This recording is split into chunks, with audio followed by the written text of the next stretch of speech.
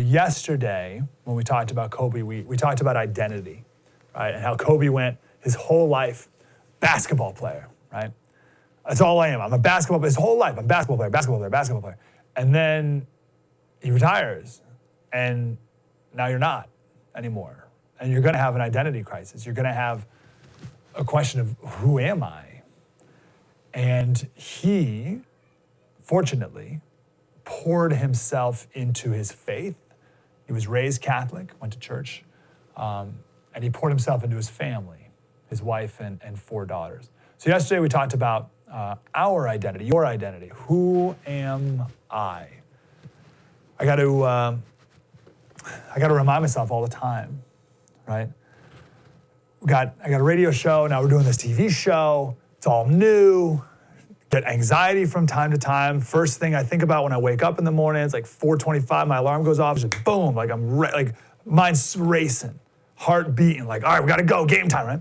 So I'm giving myself some grace because it's all kind of a new thing, right? And once I get the routine down, it'll get better, but just mind starts racing right away. And this happened years ago for me, this kind of wake up anxiety, heart pounding.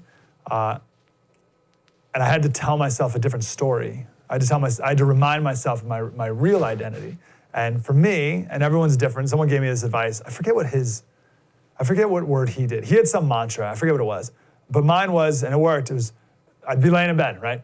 Child of God, child of God, child of God, child of God, child. And I'd just tell myself for like 2 minutes. And then I'd relax, put things into perspective. It kept me from spinning out first thing in the morning. But at the root of it was identity. It was an identity question, like, who am I? And if you don't know, you're gonna look for it in all the wrong places. And I think yesterday we made the argument, and I still don't know if this is true or not. I don't know if it's just a man's problem. It's probably not just a man's issue. It got to be men and women, but I can obviously only relate to the men's side. And I think it's maybe more so for men because we tend to root our identity in our job, right? Our job and our income. But the point is, not the right thing. That was yesterday. I want to branch off that a little bit here. So I'm reading this new, it's not new, it's new to me, a devotional book. It's by Paul Tripp. It's called New Morning Mercies. It's excellent. And lately, it's been about kingdoms and idols and slavery. So first thing, his point is we try to make our own little kingdoms. We try to be kings of our own kingdoms. And it's exhausting. It's exhausting. And it's so foolish because there's a way better kingdom right over there. It's not even way over there. It's right over there. Your kingdom's pathetic. My kingdom's pathetic. My kingdom is a mess and it's terrible and it's awful and it's anxiety ridden. But I want to be king. So I hold on to it.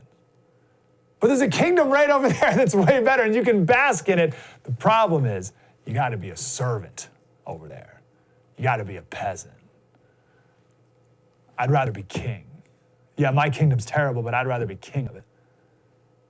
I'd rather be kingdom of a way worse kingdom than peasant in the greatest kingdom.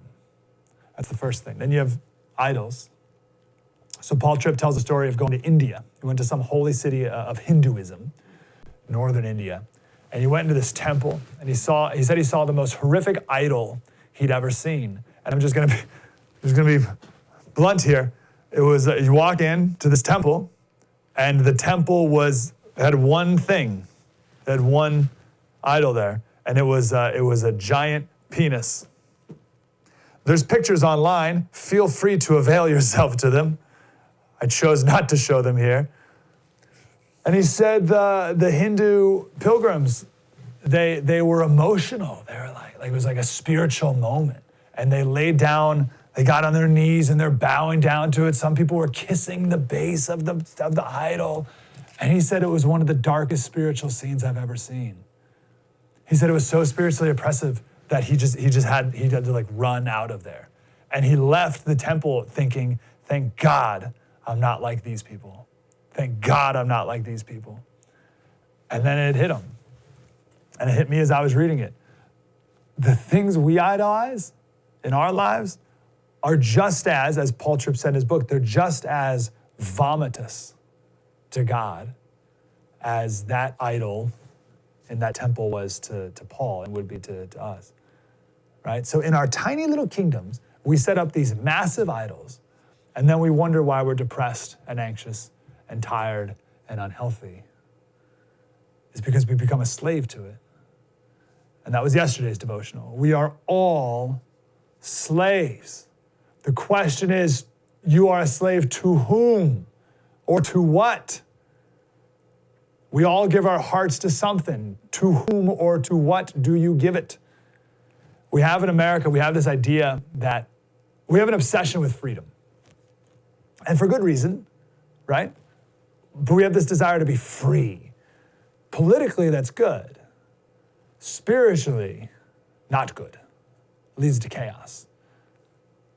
We think the options are you got to be a slave to God, and we reject that. You're like, I don't want to be a slave to God. I want to be free. I don't want to be a slave to the oppressive rules of the church or the oppressive rules of the Bible, the oppressive rules of God. I don't want to be a slave. I'm going to be free. There's no such thing. You can't be free.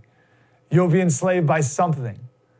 Choose your master wisely. You've been living a false choice. I've been living this false choice. I'm not going to live this God slavery thing. I'm going to be free over here. Nope. You're either going to be a slave to God or you're going to be a slave to something else. Choose your master wisely. Give up your kingdom. Throw away your idols. Choose your master. Give up your kingdom. Throw away your idols. Choose your master. Now, I can't just preach. I gotta make this relevant to the news of the day. So, back to Kobe Bryant. 2015, he wrote a nice little piece. He wrote a love letter to basketball. And it's really nice. He talks about being a 6-year-old boy practicing his shot with his dad's rolled up socks. And he starts off saying, it was then when I fell in love with you. Basketball. That's when I fell in love with you. He goes on, he says this. He said, a love so deep, I gave you my all. From my mind and body to my spirit and soul. By the way, love the Lord your God with all your heart, body, mind, and strength. He gave a 6-year-old boy his Laker dream, and I'll always love you for it. But I can't love you obsessively for much longer. This season is all I have left to give. My heart can take the pounding. My mind can handle the grind. But my body knows it's time to say goodbye. And that's okay. I'm ready to let you go. And he did. He had an idol, and he let it go. He did not watch another NBA game for years until his daughter wanted to watch with him. So he put his kingdom aside, and he had a good kingdom. Well, it looked that way, right? From worldly perspectives, it looked like a good kingdom. He was able to put it aside. He said goodbye to his idol, basketball. He put that aside. And then he threw himself into something with way more lasting implications, his family, and then way more eternal implications, his faith.